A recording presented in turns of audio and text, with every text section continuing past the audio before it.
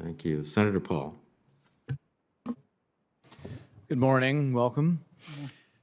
Many on the left are horrified at being associated with the neocon foreign policy, but it is no small irony that the end results of responsibility to protect are in reality little different than the interventionist policies of John Bolton and Bill Kristol.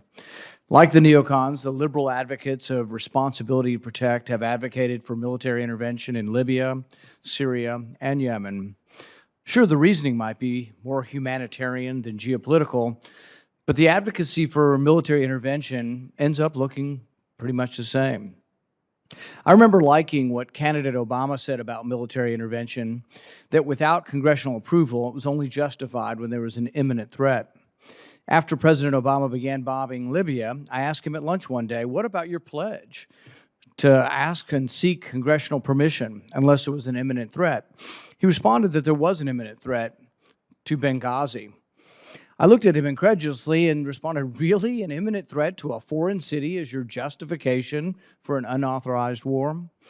The responsibility to protect ideology did not learn much from the Libyan debacle and immediately pushed the Obama administration to jump into Syria.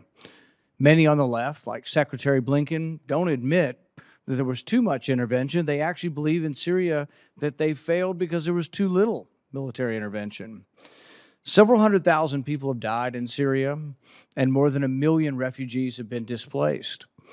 If you're talking about humanitarianism, famine, the wars, really other than natural causes, war is the #1 cause of famine around the world. An argument can be made, though, that Assad would probably massacred far fewer people in the West and the Gulf states stayed out of this civil war. Are you willing to admit that the Libyan and Syrian military interventions that you advocated for were a mistake, and that going forward you will be more conscious of the unintended humanitarian disasters that seem to occur again and again with our military interventions in Africa and throughout the Middle East? Thank you, Senator. First, if I may, just talk about U.S. aid and its role, which I think can be very important in Libya today. I think before you arrived, I mentioned that there's a power-sharing government has finally been set up in Libya.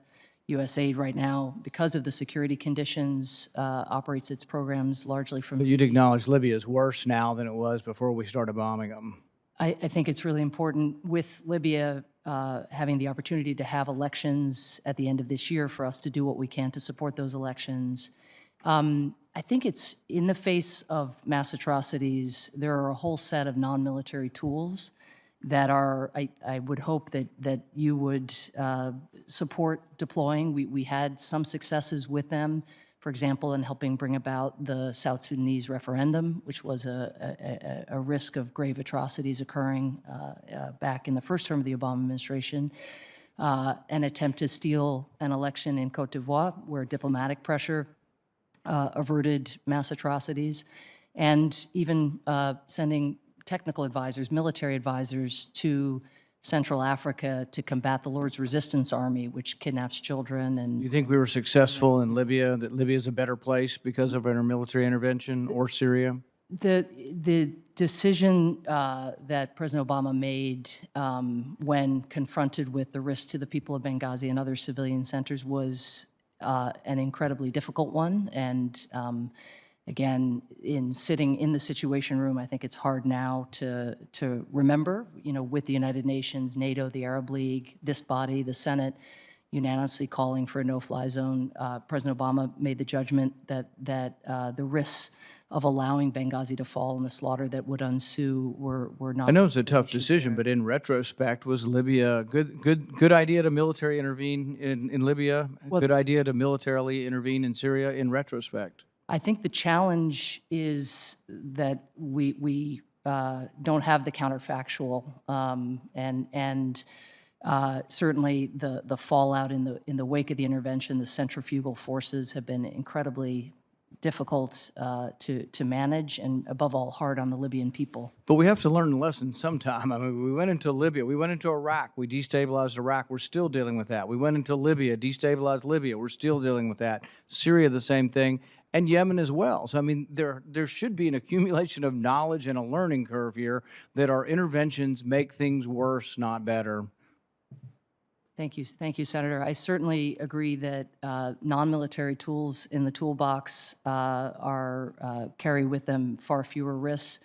I oppose the war in Iraq. I agree with you on Yemen. All I'm trying to describe is that when these situations arise, it is a question almost of lesser evils, that the choices are very challenging.